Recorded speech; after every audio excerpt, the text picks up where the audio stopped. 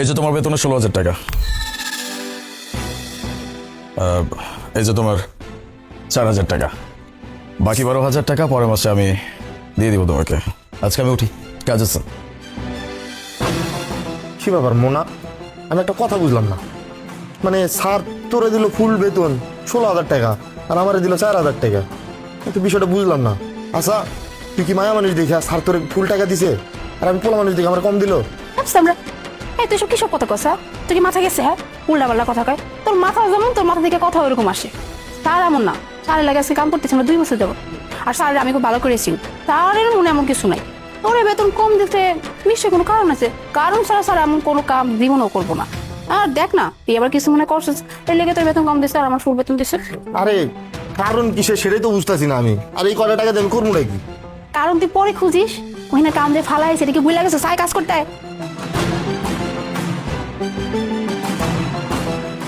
এই যে মোনা, তোমার 16,000 টাকা, আর এই যে তোমার 4,000 টাকা, বাকি 12,000 টাকা আমি পরের মাসে অ্যাড করে দিব।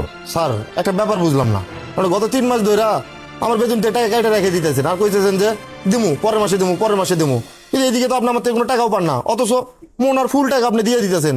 আমি এই কয় টাকা নিয়ে কি করবো? আমার কি টাকা পয়সা লাগে না?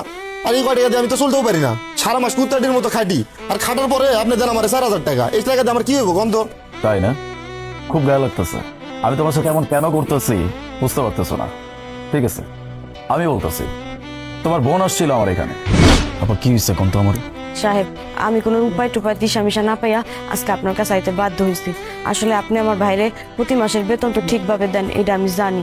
আপনি অনেক ভালো মনের মানুষ, কারো টাকা কম দেন না, কিন্তু আমার ভাই সংসারে ঠিকভাবে টাকা দেয় না। এই বাজে পোলাপনের লগে ঘোরাফেরা করে, এহেনে ওহেনে টাকা উড়ায়। ঘরে অসুস্থ মা, ঠিক মতো ওষুধ খাওয়াইতে পারি না। মাটার যদি কিছু হয়ে যায় তখন আমি কার লগে থাকুন কন? বাইরে যদি এটা বুঝতো তাহলে কি টাকাগুলার এইভাবে নষ্ট করে? আমার কথা তো বাদ দিলাম, আমার ছোট আরেকটা বোন আছে, ওর লগে বাজে ব্যবহার করে। আমার লগে যা করে সেটা আর আমি মুখে কইতে চাই না। সাহেব, আপনার কাছে আমি অনুরোধ করতেছি, আপনি কিছু একটা করেন যাতে আমাকে গরিবের ভালো হয়। বুঝতে পারছি আপা, বিষয়গুলো তো আমি আগে থেকে জানতাম না।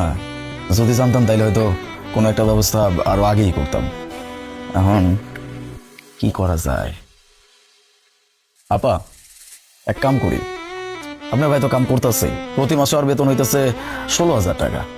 আর হাত খরচের জন্য, মানে একটা মানুষের হাত খরচের জন্য আর কতই লাগে? 4,000 5,000 আমি যেটাই হোক ওর হাতে দিয়ে দিলাম, দিয়া বাকি যে টাকাটা থাকে এটা আমি নিজ দায়িত্বে আপনার করে বাড়িতে গিয়ে দিয়ে আসলাম। তাহলে চলবো?